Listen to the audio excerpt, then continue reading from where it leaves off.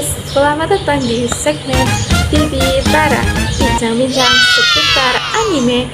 Sebelum masuk ke segmen Bibi Tara, kenalin dulu ya.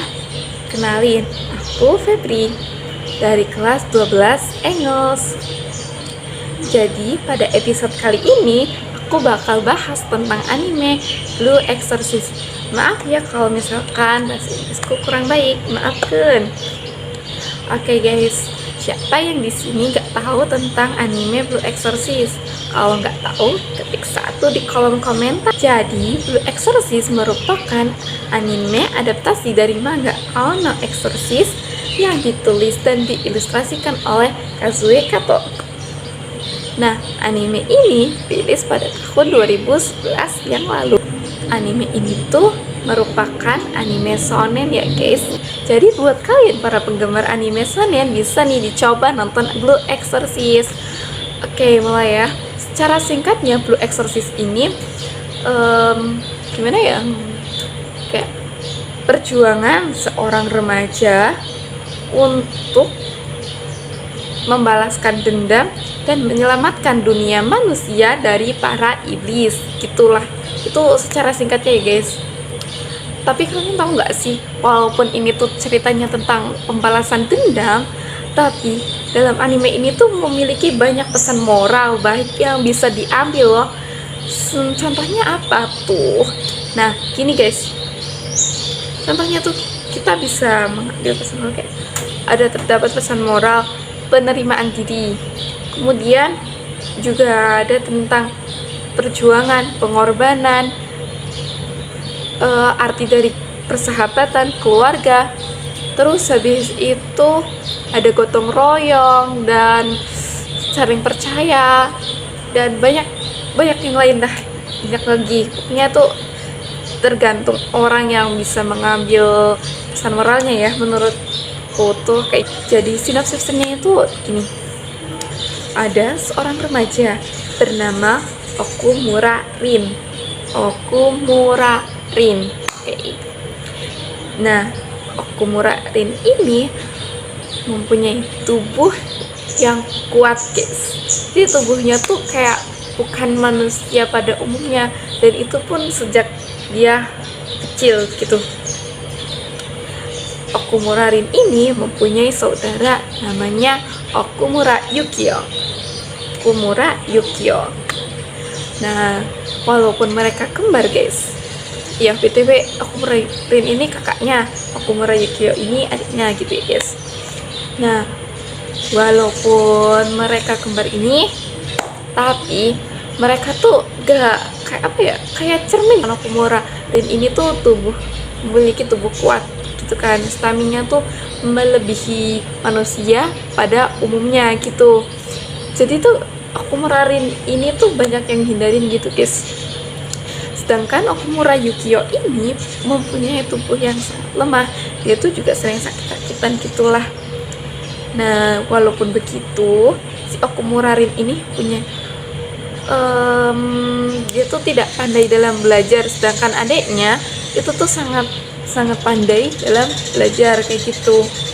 Jadi mereka tuh punya kelebihan dan kekurangannya masing-masing kayak gitu. Mereka berdua ini tuh diasuh sama salah satu pendeta di gereja, kepala pendeta ya bisa dibilang ya, kepala pendeta di gereja. Kepala pendetanya itu bapak angkat mereka itu kayak seorang eksorsis gitu guys. Itu tuh dia tuh ahli banget dalam melakukan eksorsis. Tahu nggak sih, eksorsis itu kayak praktik pengusiran iblis gitulah guys. Istilah dalam pengusiran kayak ya semacam ustadz kalau dalam Islam gitulah. Jadi tuh dalam Kristen tuh namanya eksorsis gitu kan. Kayak lagi diruqyah gitu. Mereka tuh diasuh sama bapak gereja ini. Nah, mereka tuh tinggal di sebuah gereja tempat bapaknya tuh mengabdi gitu. Sebelumnya tuh kehidupan mereka di gereja itu tuh baik-baik aja guys. Tapi pada suatu hari ini terjadi sebuah peristiwa penyerangan dari para pasukan iblis menyerang ke gereja guys. Jadi iblis-iblis ini tuh menyerang ke gereja. Jadi tuh latar anime ini tuh ada dua gitu ya guys, secara garis besar. Itu dunia manusia, satunya lagi dunia iblis. Nah si dunia manusia ini tuh disebut Asyah, dan di dunia iblis ini namanya Gehenna gitu kan. Nah jadi tuh ada gerbang gitu kan kebuka, terus para iblis tuh datang gitu nyerang gereja. Nah dari penyerangan iblis ini akhirnya sih Okumurarin ini tuh tahu tentang suatu fakta yang selama ini tuh disembunyiin oleh seluruh orang di gereja. Jadi tuh semuanya tahu kecuali si Rin ini gitu guys. Apa sih faktanya? Faktanya tuh bahwa sebenarnya si Okumurarin ini adalah seorang anak dari iblis. Jadi tuh dia tuh keturunan iblis guys, dan bukan iblis biasa gitu loh. Iblisnya tuh langsung rajanya iblis gitu. Iya, dia sebagai apa ya, sebagai buktinya tuh ya, ciri khasnya tuh kalau misalkan keturunan raja iblis tuh punya api biru. Jadi selama ini tuh alasan kenapa Okumurarin sangat kuat karena dia tuh keturunan iblis gitu loh, kayak my god gitu. Nah, keturunan iblis. Tapi gimana dengan Okumura Yukio yang dulunya mah? Nah, itu guys. Jadi kan ada suatu ciri khas nih kalau misalkan keturunan iblis tuh punya api biru gitu kan. Mempunyai api biru, ciri khasnya gitu. Nah, tapi si Okumura Yukio ini nggak punya karena tubuhnya tuh nggak mampu menahan kekuatan api biru. Dia tuh sangat lemah, jadi nggak ada api biru dalam dirinya. Itu sebelumnya gitulah. Nah dari penyerangan itu akhirnya tuh kayak cekcok gitulah antara Rin sama si bapak angkatnya. Cekcok ya kan, gimana ya, hanya kalian yang nggak tahu tentang fakta yang menyangkut diri kalian gitu loh, disembunyiin dari diri kalian tuh kayak rasanya kecewa gitu lah. Dia tuh ngerasa kecewa kenapa selama ini tuh orang-orang nyembunyiin fakta itu dari dia kayak gitu kan. Tapi dia juga di sisi lain dia juga kayak ngerasa benci gitu, benci banget sama dirinya karena ya gimana, dia tuh what the gitu, pokoknya kayak kenapa dia harus keturunan iblis gitu loh. Dia benci sama dirinya sendiri yang merupakan keturunan dari raja iblis kayak gitu. Oke, jadi kayak gitu guys. Kemudian habis cekcok itu si Okumura kan sebelumnya tuh kan ada penyerangan, terus udah diberantas gitu kan guys ceritanya. Habis itu terjadilah cekcok Rin sama bapaknya. Nah si Rin ini tuh disuruh sama bapaknya suruh ketemu ya, nemuin apa sih ya, pokoknya nemuin ya, aneh banget ya, ketemu sama seseorang gitu yang kata bapaknya tuh dia tuh bisa bantu Rin buat ngendaliin api biru dalam dirinya gitu. Terus apa namanya, dia juga bisa jagain dari para iblis gitulah guys istilahnya. Nah sebelum si Rin ini pergi,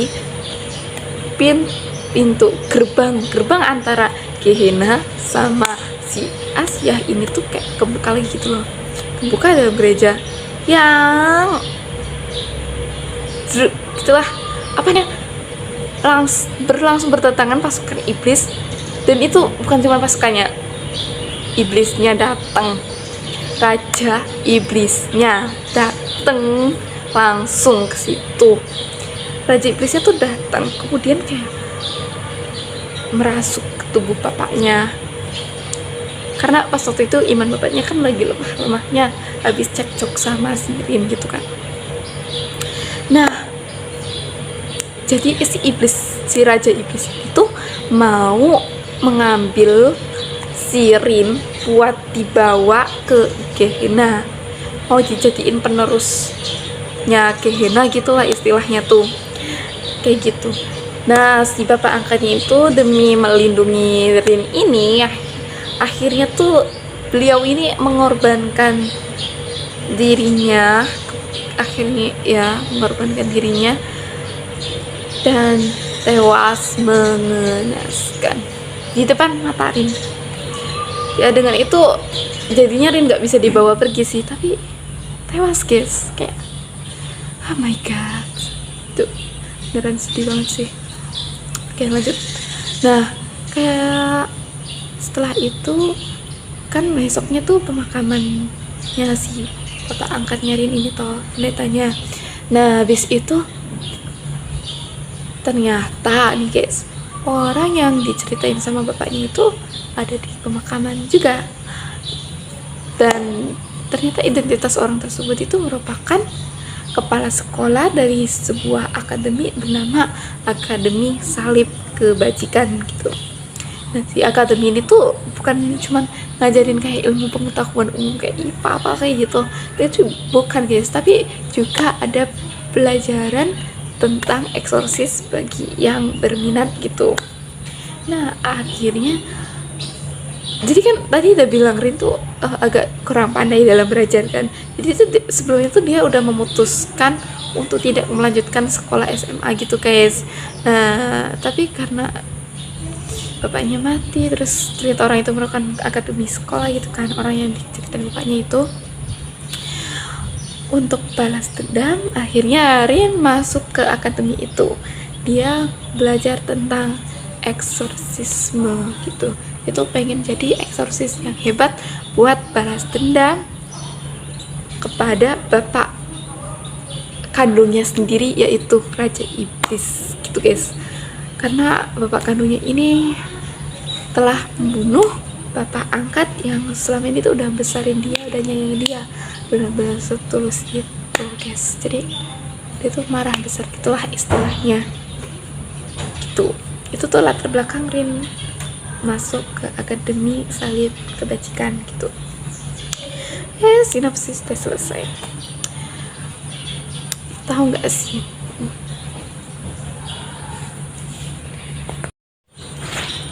oke, itu sinopsisnya guys. Menurutku tuh anime ini tuh recommended banget ya buat orang yang suka sama anime shonen gitu, karena dari segi ceritanya tuh sangat menarik, banyak plot twistnya guys, jujur.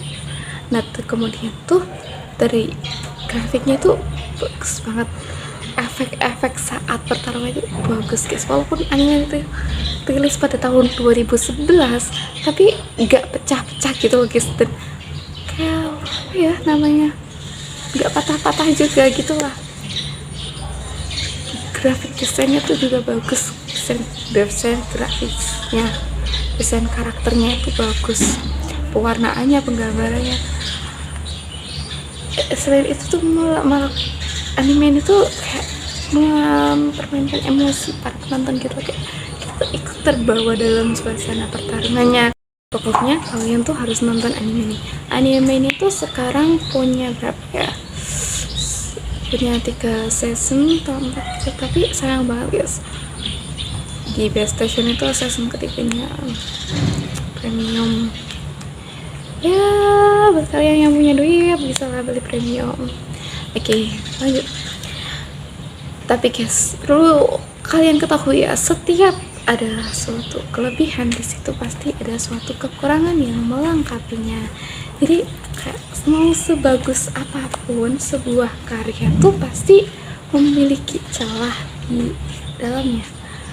Semasterpiece apapun, kayak contohnya kayak Big 3 gitu kan. Big 3 tahu kan anime Big 3 itu, walaupun itu kayak udah masterpiece tapi pasti ada kekurangannya. Kayak misal tuh Naruto dengan fillernya, terus One Piece, gak nonton One Piece sih ya, dan lain sebagainya, itu pasti ada kekurangannya. Apalagi kan ini cuma karya buatan manusia ya, wajar lah kalau ada kekurangannya guys gitu. Jadi kekurangan dari gimana ya, sebenarnya tuh anime ini tuh, Blue Exorcist ini tuh mempunyai beberapa kekurangan yang mungkin ya bagi sebagian orang itu bisa sampai dianggap fatal sih. Kekurangannya apa aja? Mari kita bahas. Ini kekurangan pertama dari anime ini adalah plotnya itu terlampau cepat. tahu kan guys, kayak pas waktu episode 1 itu kan, sebelumnya kan ada berapa episode 1 season 1 itu kan punya 25 episode. Nah, pas waktu episode satunya tuh Rin itu tuh kayak bener-bener istilahnya apa ya, pas waktu episode awal tuh susah lah ngendaliin api birunya gitu. Nah terus pas waktu langsung episode 25, Raja Iblisnya tuh udah bisa dikalahin sama Rin guys. Kayak hah? What? Gitu lah, kayak itu tuh perkembangan karakternya tuh nggak diceritain secara detail, tiba-tiba udah bisa ngalahin Raja Iblis yang merupakan bos terbesar ya istilahnya. Jadi tuh kayak kurang meresap gitu, kayak banyak part yang kayak kita tuh merasa kami aku sebagai penonton tuh ngerasa kalau misalkan tuh banyak part yang ketinggalan gitu loh, kayak terlewat gitu loh, potong istilahnya gitu. Saranku ya, harusnya tuh gak usah uploadnya tuh terlalu cepat gitu kan, bisa tuh pelan-pelan tapi bisa lebih mendetail gitu. Tuh yang pertama, kekurangan pertama, uploadnya terlalu cepat. Mungkin bagi sebagian besar orang nggak masalah ya, tapi itu berhubungan sama kekurangan kedua guys. Jadi pas waktu itu kan kayak udah selesai gitu kan ya, season 1 Raja Iblis sudah mati kayak gitu, udah mati ya, udah kalah sama Rin gitu. Rin sama Yukio pergi ke makam orang tua ibunya, terus kayak udah mereka tuh hidup bahagia gitu. Nah tapi gini guys, kekurangan kedua ini pada season 2 nya ini, kekurangan keduanya itu adalah alurnya berantakan. Ya gimana ya, season 2 nya tuh berbeda dengan season 1 nya, bagian belakangnya ya gitu, itu bener-bener kayak beda banget.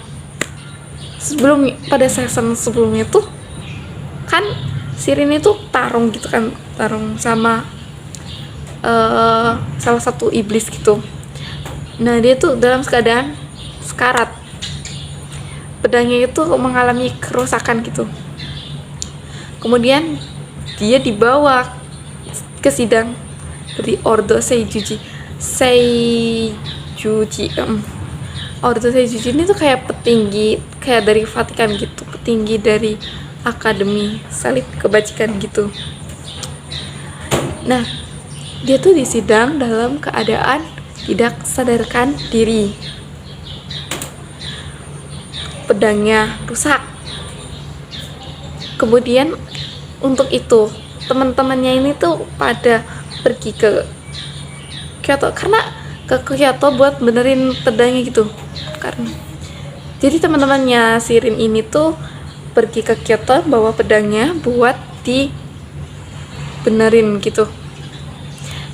Nah kan itu kan tadi Rin lagi tidak sadarkan diri lah gitu. Jadi Rin tuh tidak ikut ke Kyoto.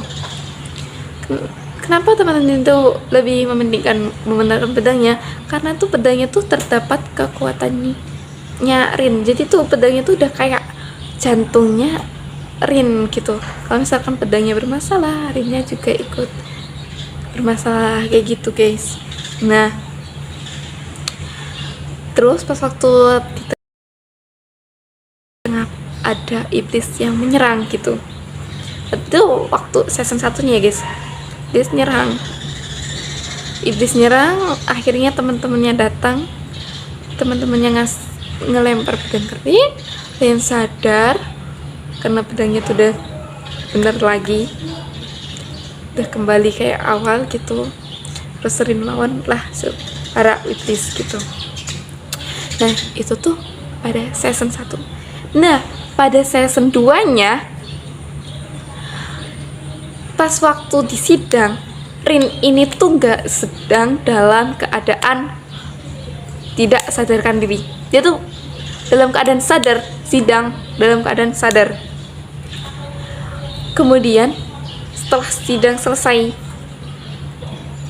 akhirnya tuh si Odo Seijuchi ini tuh memutuskan buat membebaskan Rin, tapi tetap dalam pengawasan mereka gitulah istilahnya. Lah, terus Rin ini kan tadi dalam keadaan sadar setidaknya. Rin ini tuh pergi ke Kyoto bareng teman-temannya. Dari yang season sebelumnya tuh Rin tidak sadarkan diri, terus cuman teman-temannya yang pergi ke Kyoto. Nah, pada season 2 ini Rin tuh sadar terus pergi bareng temennya tuh ke Kyoto.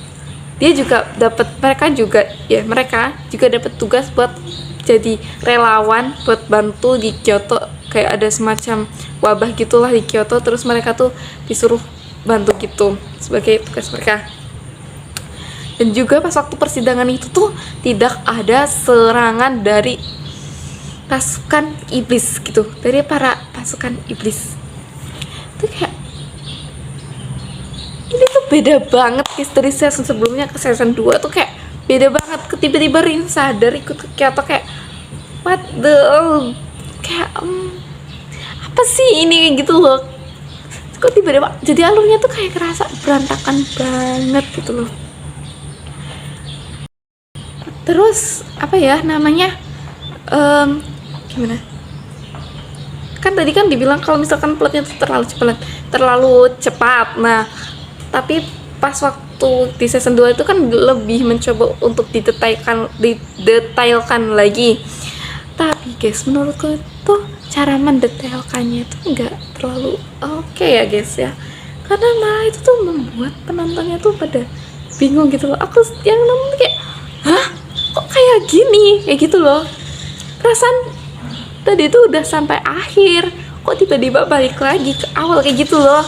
Kayak rasa aneh banget, bener-bener berantakan banget. Saranku sih kalau misalkan tuh ya bikin cerita tuh kayak ya udahlah dari awal tuh langsung didetailkan dan runtut gitu loh guys. Jadi kayak nggak di tengah-tengah didetailkan tapi mengubah alur sebelumnya. Itu tuh malah bikin ceritanya tuh berantakan gitu. Udah ya, itu saran dari aku sih. Terus ada yang ketiga, itu benar-benar kayak buat aku tuh kecewa banget guys. Karena apa? Kekurangan ketiga ini, desain karakternya itu berubah guys. Desain karakter ini tuh kan kayak mempengaruhi, kan anime itu kan menjual, bukan hanya menjual tentang cerita, atau mereka juga menjual visualnya. Nah, kalau misalkan visualnya nggak oke, ceritanya oke, kan ada beberapa orang yang sangat mementingkan visual, ada juga yang enggak sih. Tapi lebih baik kan kalau dua-duanya oke, sehingga lebih banyak orang yang suka gitu kan, banyak orang yang nonton gitu, jadi lebih laris lah istilahnya kayak gitu. Nah, tapi guys, beneran ini tuh sebelumnya tuh aku udah suka banget sama desain karakter awal dari anime ini guys. Kayak anime Blue Exorcist ini tuh kayak udah seneng banget gitu. Tapi pas waktu masuk season 3 tuh desain karakternya berubah, beneran kayak berubah. Kayak dari sebelumnya desain karakternya Rin tuh rambutnya segini gitu kan, ada poninya gitu, jadi kayak cepak gitu loh guys, rambutnya tuh jadi cepak. Udah di kolom komentar tuh kayak pun pada bilang kayak ini Rinnya jadi cepak kayak gitu, kayak oh my god, sebelum itu udah bagus banget, kenapa harus berubah gitu loh. Karena tau gak sih, desain karakter awal tuh kayak udah jadi apa ya, menyerap di hati gitu loh guys, di pikiran kayak gitu. Kalau misalkan tiba-tiba berubah di tengah cerita tuh kayak aneh aja gitu liatnya tuh. Ya gimana ya, gitu sih. Walaupun ada yang nggak mempermasalahin, tapi aku agak mempermasalahkan. Dan ini tuh bikin sebagian penonton tuh males buat lanjut ceritanya kan, dari kekurangan itu. Tapi sebenarnya tuh faktor dari desain karakternya ini berubah tuh karena studionya tuh ganti guys. Ini bener-bener kecewa banget kayak, kenapa studionya tuh harus ganti gitu loh. Dan saranku aja ya, kalau misalkan emang studionya ganti itu kan. Harusnya tuh studio yang baru itu tuh ya pertahankan desain karakter sebelumnya ya, walaupun pasti setiap studio itu punya ciri khasnya masing-masing, tapi setidaknya itu janganlah berubah banget kayak gitu loh. Itu bener-bener kayak gitu tuh, kecewa banget sih, beneran kecewa. Jadi saranku gitu aja ya guys, itu pembahasan kita mengenai anime Blue Exorcist ya. Itu pasti memiliki sebuah kekurangan gitu. Setiap kekurangan juga pasti ada kelebihan. Dan itu merupakan hal yang wajar kalau misalkan anime tuh punya kekurangan kayak gitu, karena tuh kesempurnaan sejati itu kan hanya milik Tuhan ya guys ya, nggak mungkin milikin sama sesuatu yang ya kayak gitu. Itu kan anime tuh kan ciptaannya manusia ya, pembuatnya manusia, tentu aja manusia tuh sifatnya tuh kan memiliki sebuah kesalahan kan, tidak luput dari sebuah kesalahan. Jadi ya kalau misalkan karyanya punya kekurangan itu merupakan hal yang wajar sih. Tapi ini anime bagus kok, tetap recommended buat ditonton karena ceritanya tetap seru.